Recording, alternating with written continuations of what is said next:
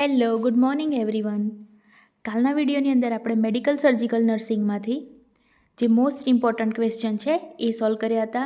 આજે પણ આપણે મેડિકલ સર્જિકલ નર્સિંગ સબ્જેક્ટમાંથી યુરિનરી સિસ્ટમ અને બીજી બે સિસ્ટમમાંથી જે મોસ્ટ ઇમ્પોર્ટન્ટ રિપીટેડ ક્વેશ્ચન છે અને પૂછાઈ શકે તેવા ક્વેશ્ચન છે એ જોવાના છે. બરાબર, તો અહીં આપણે જોઈએ structural and functional unit of kidney is.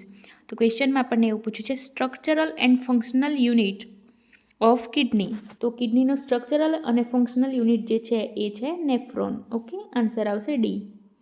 પછીનો ક્વેશ્ચન છે કિડની ઇઝ સિચ્યુએટેડ ઇન. તો કિડની ક્યાં સિચ્યુએટેડ છે? તો કિડની જે છે એ ઇન એબડોમિનલ કેવિટીની અંદર સિચ્યુએટેડ છે. ઓકે, આન્સર આવશે એ. પછીનો ક્વેશ્ચન છે normal urine output for an adult during 24 hour. અહીં આપણને પૂછ્યું છે નોર્મલ યુરિન આઉટપુટ પૂછ્યું છે. નોર્મલ યુરિન આઉટપુટ કે જે એડલ્ટની અંદર ડ્યુરિંગ 24 અવરની અંદર હોય છે, તો એની અંદર આન્સર આવે છે એ છે એ. ઓકે, કે normal urine output for an adult is 1500 ml per day. એટલે અહીં અંદર આન્સર આવશે એ 1500 ml પર ડે જોવા મળે છે આપણને. તે નેક્સ્ટ ક્વેશ્ચન છે which of the following organ is one of primary regulator of body fluid and electrolyte balance. Okay, ક્વેશ્ચનની અંદર આપણને એવું પૂછ્યું છે કે નીચેનામાંથી કયું ઓર્ગન જે છે એ ઇલેક્ટ્રોલાઇટ બોડી ફ્લુઇડ અને ઇલેક્ટ્રોલાઇટ બેલેન્સ જે છે એને રેગ્યુલેટ કરે છે? તો એ જે છે એ છે કિડની. ઓકે, આન્સર આવશે એ. પછીનો ક્વેશ્ચન છે અહીંયા તમે જોઈ શકો છો કે આ બધા જે ક્વેશ્ચન જે છે એ એમ્સની એક્ઝામ મોસ્ટલી બધી એક્ઝામની અંદર રિપીટ થયેલા ક્વેશ્ચન છે, એટલે આપણી સ્ટાફ નર્સની એક્ઝામની અંદર પણ રિપીટ થવાના ચાન્સીસ વધારે છે. તો બધા જ ક્વેશ્ચન તમે ધ્યાનથી સાંભળજો.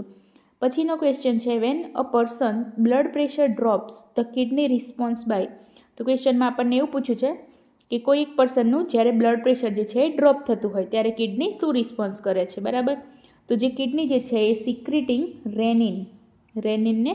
રેનિનનું સિક્રિશન કરે છે. ઓકે, તો અહીં આપણે જોઈ લઈએ કે when blood pressure falls hormone renin is secreted by cell of juxtaglomerular apparatus. Okay, કે જે આ જંક્સ્ટા ગ્લોમેરુલર એપાર્ટસ જે છે ઓફ ધ કિડનીનો એની અંદરથી જે રેનિન નામનો હોર્મોન હોય છે એને સિક્રેટ કરે છે. બરાબર, અને જે આ રેનિન હોય છે which enzyme that the synthesis of angiotensin 1 from converting angiotensin 2 ને કન્વર્ટ કરે છે. રેનિન જે છે એ.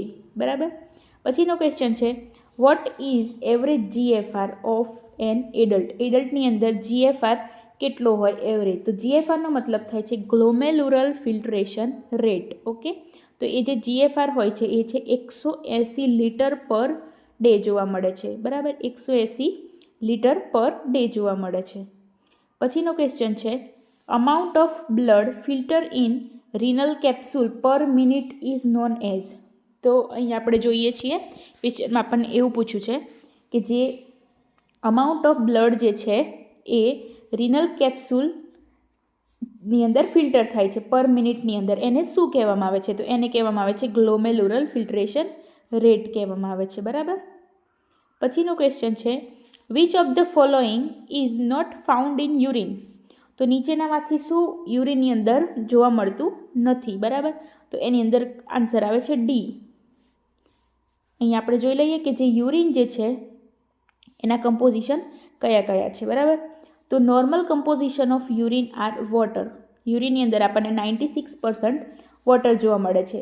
2%ની અંદર urea, uric acid, creatinine, ammonia, sodium, calcium, potassium, Cl, HPO4, oxalate, SO4- અને યુરોબ્લિન એક્સેટ્રા. આ જે બધા જે કમ્પોઝિશન છે એ આપણને યુરિનની અંદર જોવા મળે છે. Presence of substance like albumin, glucose, ketone bodies, blood cells, pus, cast and bacteria into urine indicate pathological condition. કે જે આટલા જે સબસ્ટન્સ જે છે એ પ્રેઝન્ટ જોવા મળે તો એ કોઈ પેથોલોજીકલ કન્ડિશનને ઇન્ડિકેટ કરે છે. બરાબર, અને આ જે સબસ્ટન્સ અહીંયા આપ્યા છે એ બધા યુરિનની અંદર આપણને પ્રેઝન્ટ જોવા મળે છે જે નોર્મલ છે, નોર્મલ કમ્પોઝિશન છે ઓફ ધી યુરિનના. બરાબર, તો અહીંયા આપણને આપ્યું છે only glucose, only protein, only red blood cells. આ બધું જોવા મળતું નથી, એટલે એની અંદર આન્સર આવે છે ડી. નેક્સ્ટ ક્વેશ્ચન છે, the specific gravity of the urine normally range approximately from. અહીંયા આપણને પૂછ્યું છે કે જે યુરિન જે છે એની નોર્મલી સ્પેસિફિક ગ્રેવિટી કેટલી છે. તો યુરિનની સ્પેસિફિક ગ્રેવિટી છે 1.01 થી 1.025. ઓકે, આન્સર આવશે સી. નેક્સ્ટ ક્વેશ્ચન છે, ધ યુરિનરી બ્લેડર ઇઝ. તો અહીંયા આપણને પૂછ્યું છે યુરિનરી બ્લેડર ઇઝ. તો યુરિનરી બ્લેડર જે હોય છે એ છે પિયર શેપનું ઓર્ગન છે. ઓકે, આન્સર એ આવશે. યુરિનરી બ્લેડર ઇઝ અ પિયર shape muscular distensible organ, serve as a reservoir for urine and situated in the pelvic cavity. બરાબર, યુરિન જે હોય છે યુરિનને કલેક્ટ કરે છે. બરાબર, અને સિચ્યુએટેડ ઇન પેલ્વિક કેવિટીની અંદર સિચ્યુએટેડ થયેલું છે. બરાબર, પછીનો ક્વેશ્ચન છે, total capacity of urinary bladder. તો યુરિનરી બ્લેડરની ટોટલ કેપેસિટી કેટલી હોય છે? તો total capacity of urinary bladder is around 1 litre. Okay, 1 litre. Answer આવશે બી. નેક્સ્ટ ક્વેશ્ચન છે, reservoir of urine known as. તો જે યુરિનને કલેક્ટ કરે છે અથવા તો રિઝર્વાયર ઓફ ધી યુરિન, એને શું કહેવામાં આવે છે? તો આન્સર આવશે એ બ્લેડર. બ્લેડર જે છે એ યુરિનને કલેક્ટ કરે છે. નેક્સ્ટ ક્વેશ્ચન છે, presence of stone in urinary track is called. તો એ ક્વેશ્ચનમાં આપણને એવું પૂછ્યું છે કે પ્રેઝન્સ ઓફ સ્ટોન યુરિનરી ટ્રેકની અંદર જે સ્ટોન જોવા મળે છે એને શું કહેવામાં આવે છે? તો એને કહેવામાં આવે છે યુરોલિથિયાસિસ. ઓકે, આન્સર આવશે એ યુરોલિથિયાસિસ. પછીનો ક્વેશ્ચન છે, cystolithiasis means removal of stone from. ક્વેશ્ચનમાં આપણને એવું પૂછ્યું છે કે જે સાયટોલિથિયાસિસનો મતલબ શું થાય? રિમૂવલ ઓફ સ્ટોન ફ્રોમ, કે સ્ટોનને રિમૂવ કરવામાં આવે છે, પણ ક્યાંથી? સાયટોલિથિયાસિસનો મતલબ. તો એની અંદર આન્સર આવે છે બ્લેડર, કે બ્લેડરની અંદરથી જ્યારે સ્ટોન રિમૂવ કરવામાં આવે ત્યારે એને કહેવામાં આવે છે સાયટોલિથિયાસિસ. ઓકે, નેક્સ્ટ ક્વેશ્ચન છે, હાઇડ્રોનેફ્રોસિસ ઇઝ. તો હાઇડ્રોનેફ્રોસિસ કોને કહેવામાં આવે છે? તો હાઇડ્રોનેફ્રોસિસનો મતલબ થાય છે dilatation of kidney. Okay, answer આવશે ડી. નેક્સ્ટ ક્વેશ્ચન છે, BUN use for kidney function test stand for. તો અહીંયા જે BUN જે કિડની ફંક્શન ટેસ્ટ જે છે એનું ફૂલ ફોર્મ શું થાય છે? તો એનું ફૂલ ફોર્મ થાય છે બ્લડ યુરિયા નાઇટ્રોજન. આન્સર આવશે D. The amount of protein intake to be maintain during renal failure is. તો અહીંયા આપણને ક્વેશ્ચનમાં એવું પૂછ્યું છે કે રિનલ ફેલિયરવાળા પેશન્ટની અંદર પ્રોટીન ઇન્ટેકનું અમાઉન્ટ કેટલું હોવું જોઈએ? તો એ જે છે એ છે 20 થી 40 ગ્રામ પર ડે પ્રોટીન ઇન્ટેક કરવું જોઈએ. ઓકે, નેક્સ્ટ ક્વેશ્ચન છે, therapeutic diet advice for a children with acute renal failure is. તો ચિલ્ડ્રનની અંદર એક્યુટ રિનલ ફેલિયર જોવા મળે છે, તો એની અંદર થેરાપ્યુટિક ડાયટ કયું એડવાઇસ કરવું જોઈએ? બરાબર, તો એ જે ડાયટ જે છે એ low protein, high carbohydrate and fat. Okay, answer આવશે બી. નેક્સ્ટ ક્વેશ્ચન છે, in patient with renal failure diet should be. તો પેશન્ટને જ્યારે રિનલ ફેલિયર જોવા મળે છે ત્યારે પેશન્ટને કયું ડાયટ આપવું જોઈએ? તો એની અંદર આન્સર આવે છે એ લો પ્રોટીન, લો સોડિયમ અને લો પોટેશિયમ. ઓકે, કે જ્યારે રિનલ ફેલિયર હોય છે ત્યારે ડાયટ આપવામાં આવે છે low protein, low potassium, low sodium, high કેલરીઝવાળું ડાયટ આપવામાં આવે છે. બરાબર, અને ફેટ, હાઈ કેલ્શિયમ અને વિટામિન સપ્લિમેન્ટ. બરાબર, નેક્સ્ટ ક્વેશ્ચન છે, urine output less than 100 ml in 24 hour is. તો 24 કલાકની અંદર 100 ml કરતાં ઓછું યુરિન આઉટપુટ જોવા મળે તો તેને શું કહેવામાં આવે છે? તો એને કહેવામાં આવે છે એનુરિયા. ઓકે, આન્સર આવશે સી. અહીંયા જોઈ શકો છો કે ઓલિગુરિયાનો મતલબ થાય છે urine output less than 400 ml per day, કે જ્યારે 400 ml પર ડે એનાથી ઓછું યુરિન આઉટપુટ જોવા મળે તો એને કહેવામાં આવે છે ઓલિગુરિયા. જ્યારે એનુરિયાનો મતલબ થાય છે output less than 100 ml, 100 ml કરતાં ઓછું યુરિન પાસ થાય એને કહેવામાં આવે છે એનુરિયા. બરાબર, પછીનો ક્વેશ્ચન છે, in case of a patient with diagnosis of chronic kidney failure the sign of which the following electrolyte imbalance should be monitor. બરાબર, ક્વેશ્ચનમાં આપણને એવું પૂછ્યું છે case of patient with diagnosis of chronic kidney failure. પેશન્ટની અંદર આપણને chronic kidney diagnosis થાય, બરાબર. તો નીચેનામાંથી આપણે કયું સાઇન જોવાનું છે, કયું સાઇન મોનિટર કરવાનું છે ઇલેક્ટ્રોલાઇટ ઇમ્બેલેન્સનું. તો એ જે સાઇન છે એ છે હાઇપોકેલ્શિયમિયા. આન્સર આવશે B. Which drug use into haemodialysis to prevent blood clot, બરાબર. તો હિમોડાયાલિસિસની અંદર કઈ ડ્રગ યુઝ કરવામાં આવે છે બ્લડ ક્લોટને અટકાવવા માટે, બરાબર. તો એ છે હિપેરિન. એન્ટીકોએગ્યુલન્ટ ડ્રગ છે heparin. Heparin is oftenly use into haemodialysis and open heart surgery. Into haemodialysis heparin prevent blood clot, okay, and into extracorporeal system like tubing using for hemodialysis, બરાબર. કે હિમોડાયાલિસિસની અંદર જે બ્લડ ક્લોટ જે છે એને prevent થતું અટકાવે છે હિપેરિન. નેક્સ્ટ ક્વેશ્ચન છે which of the following drug should be withhold in haemodialysis. જ્યારે પેશન્ટનું હિમોડાયાલિસિસ કરવાનું હોય ત્યારે કઈ જે ડ્રગ જે છે એને વિથહોલ્ડ કરવામાં આવે છે, બરાબર. તો એ જે ડ્રગ છે એ છે એન્ટી હાઇપરટેન્સિવ ડ્રગ, ઓકે. આન્સર આવશે ડી. અહીંયા જોઈ શકો છો withhold antihypertensive and other drugs that can affect the blood pressure or cause hypotension during hemodialysis, બરાબર. કે જે એન્ટી હાઇપરટેન્સિવ ડ્રગ જે છે એને નથી આપવાની, કેમ કે જે એન્ટી હાઇપરટેન્સિવ ડ્રગ જે છે એ ઓલરેડી જે બ્લડ પ્રેશર છે એને લો કરશે, બરાબર. અને હિમોડાયાલિસિસ દરમિયાન પણ જે બ્લડ જે હોય છે એનું પ્રેશર લો જોવા મળે છે અને જે ડ્રગ આપવાથી પણ વધારે હાઇપોટેન્શન પેશન્ટમાં જોવા મળે છે. એટલે જે એન્ટી હાઇપરટેન્સિવ ડ્રગ જે છે એ વિથહોલ્ડ કરવાની છે. પછી છે also withhold drug that can be remove by dialysis like digoxin, some antibiotic, water soluble vitamin, બરાબર. આ જે બધી ડ્રગ જે છે એ ડ્રગ આપવાની નથી. Digoxin option C. પછી અહીંયા બીજું એક આપેલું છે refer Saunders NCLEX page. Sorry, આ તમારા કામનું નથી. Right answer is digoxin C. કે આ એક એક્ઝામ લેવાઈ હશે નર્સિંગ એન્ટ્રન્સ એક્ઝામ 2019, એની અંદર જે ડિકોક્સિન જે અહીંયા આપણે આન્સર આપ્યો છે ઓપ્શન સી એ કરેક્ટ આપ્યો હતો, બરાબર. જો આ અને આ બંને ડ્રગ હોય તો આ બંને પણ આન્સર આવી શકે છે. ડિકોક્સિન અને એન્ટી હાઇપરટેન્સિવ બંને ડ્રગ આપવાની નથી. નેક્સ્ટ ક્વેશ્ચન છે a client is admitted with the diagnosis of BPH. Which some symptoms is least likely to be present in the client. ક્વેશ્ચનમાં આપણને એવું પૂછ્યું છે કે ક્લાયન્ટ છે જે BPH નો મતલબ થાય છે બિનાઇન પ્રોસ્ટેટ હાઇપરટ્રોફી, બરાબર. તો નીચેનામાંથી કયું સિમ્ટમ્સ આપણને ક્લાયન્ટની અંદર પ્રેઝન્ટ જોવા મળશે. તો બિનાઇન પ્રોસ્ટેટ હાઇપરટ્રોફીની અંદર આપણને પશ ઇન ધ યુરિન જોવા મળે છે, એટલે આન્સર આવશે બી, બરાબર. પછીનો નેક્સ્ટ ક્વેશ્ચન છે most common cause of UTI into community. યુટીઆઈનો મતલબ થાય છે યુરિનરી ટ્રેક ઇન્ફેક્શન. કોમ્યુનિટીની અંદર આપણને મોસ્ટ કોમન કોઝ કયું જોવા મળે છે, બરાબર. તો એ છે ઇકોલાઈ બેક્ટેરિયા, ઓકે. આન્સર આવશે એ. નેક્સ્ટ ક્વેશ્ચન છે inflammation of urinary bladder is term. તો જે યુરિનરી બ્લેડર જે છે એને ઇન્ફ્લામેશન જોવા મળે તો એને શું કહેવામાં આવે છે? તો એને કહેવામાં આવે છે સિસ્ટાઇટિસ, ઓકે. CYS, સિસ્ટાઇટિસ.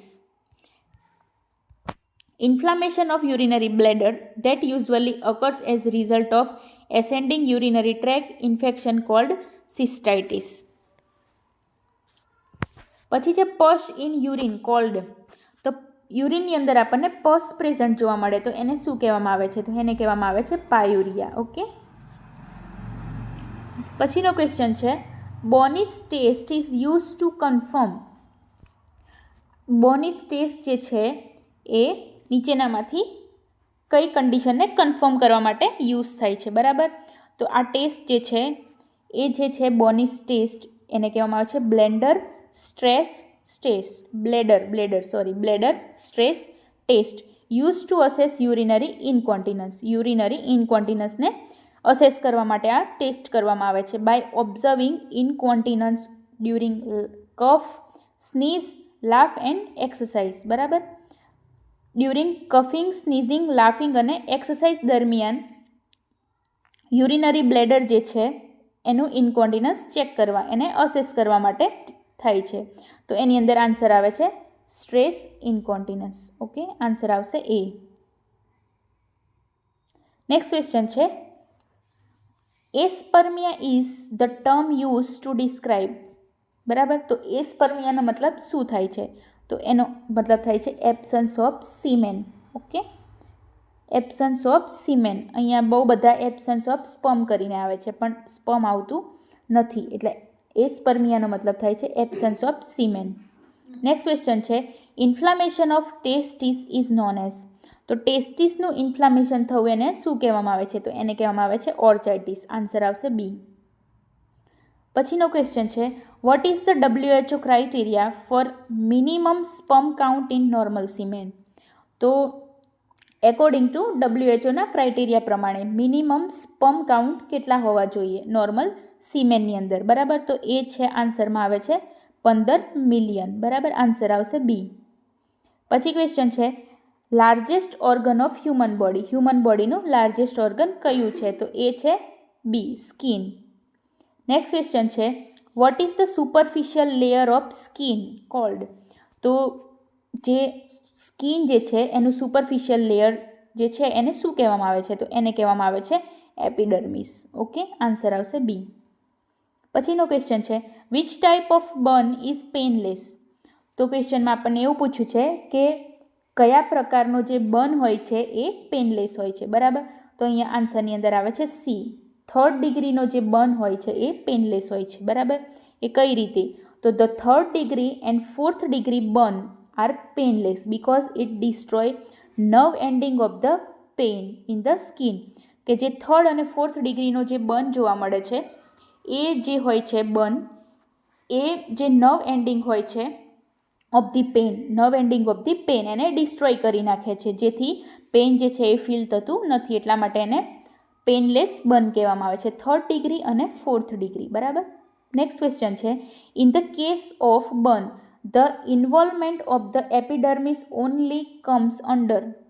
તો અહીં ક્વેશ્ચનમાં આપણને એવું પૂછ્યું છે કે case of burn involvement of the epidermis comes under. તો જે બર્ન જે જોવા મળે છે એની અંદર એપિડર્મિસ લેયર જે છે એ ઇન્વોલ્વ થાય છે, તો એને કઈ ડિગ્રીનું બર્ન કહેવામાં આવે છે? તો એ છે 1st ડિગ્રી બર્ન, બરાબર.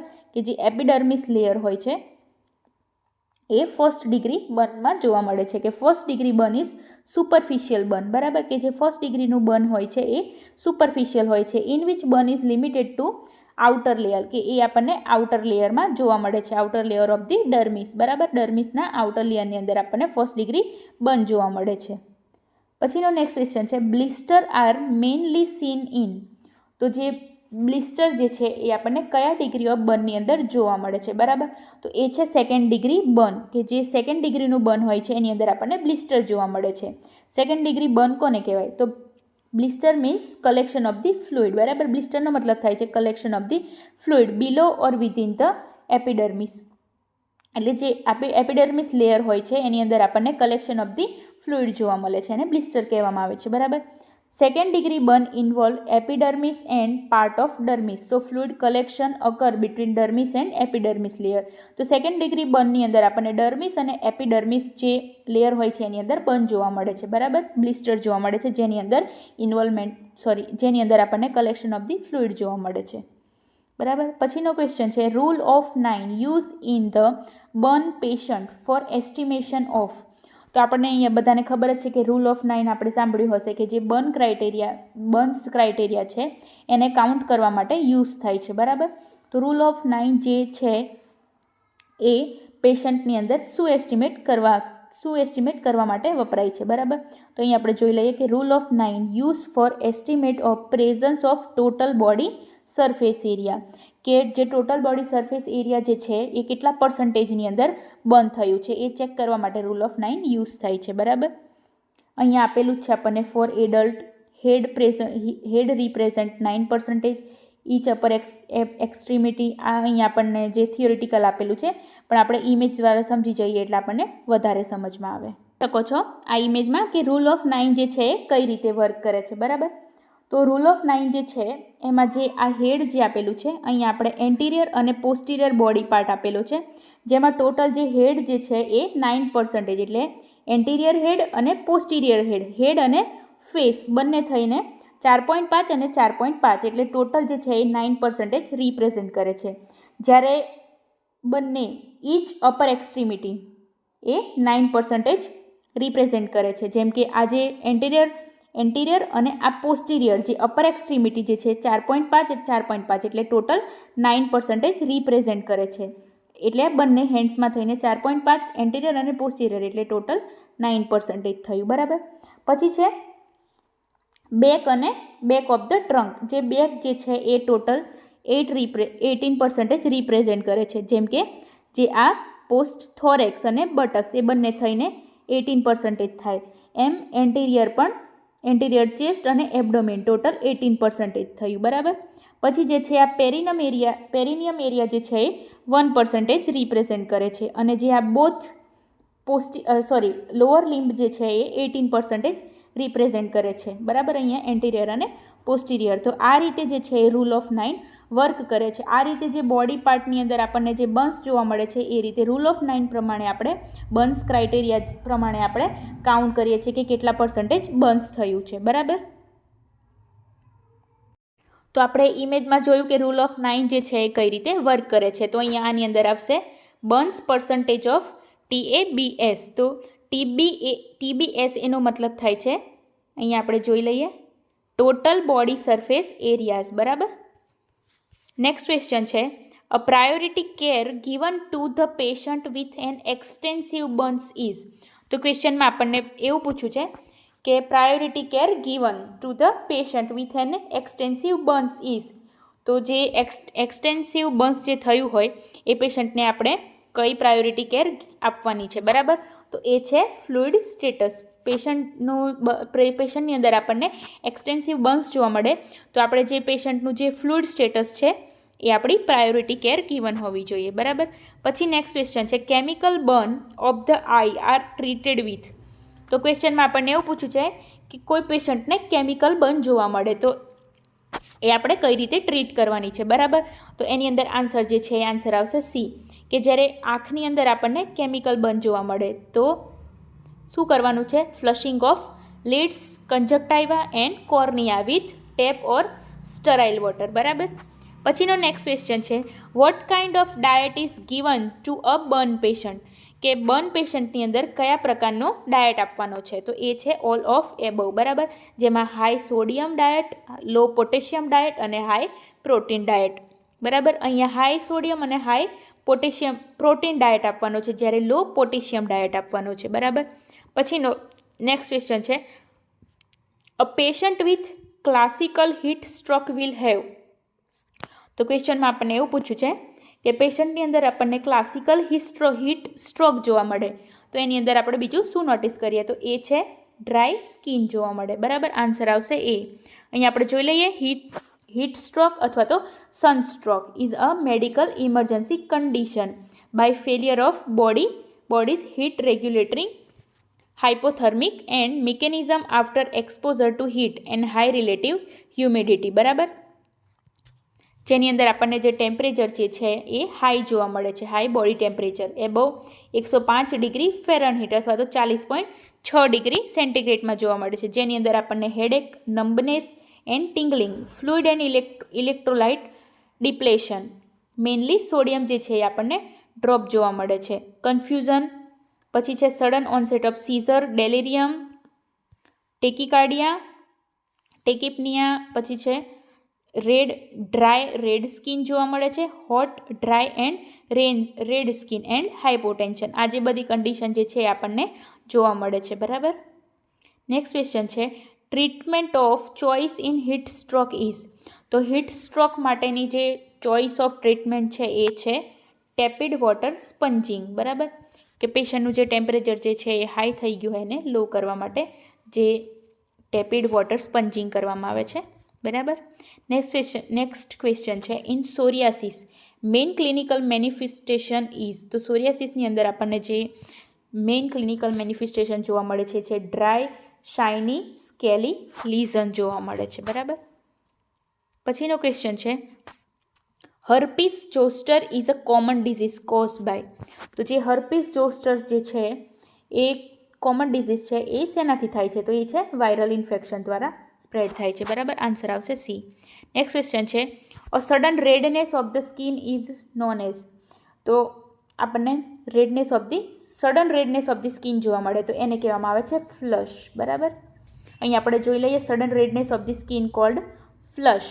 જ્યારે cyanosis show blue, jaundice show yellowish and pallor show paleness, lack of colour of the skin. બરાબર, તો જે સાઇનોસિસ છે, cyanosis show blue, jaundice show yellowish and pallor show paleness. બરાબર, સાઇનોસિસની અંદર આપણને બ્લુઇશ સ્કિન જોવા મળે છે, જોન્ડિસની અંદર જોવા મળતી હોય એવી. A sudden redness of the skin is known as, તો ક્વેશ્ચનમાં આપણને એવું પૂછ્યું છે કે sudden redness of the skin જોવા મળે તો એને શું કહેવામાં આવે છે, તો એ છે ફ્લશ. ઓકે, આન્સર આવશે એ, કે sudden redness of the skin called flush કહેવામાં આવે છે. જ્યારે સાઇનોસિસની અંદર આપણને બ્લુ સ્કિન જોવા મળે, જોન્ડિસ શોઝ યલો, જોન્ડિસની અંદર આપણને યલો, અને પેલર શોઝ પેલનેસ. બરાબર, પેલરની અંદર આપણને પેલનેસ જોવા મળે છે, lake of colour of the skin. બરાબર, તો આ હતા મેડિકલ સર્જિકલના મોસ્ટ ઇમ્પોર્ટન્ટ ક્વેશ્ચન. હજી કાલે મેડિકલ સર્જિકલ નર્સિંગમાંથી આપણે બીજા પણ સિસ્ટમના મોસ્ટ ઇમ્પોર્ટન્ટ ક્વેશ્ચન સોલ્વ કરીશું.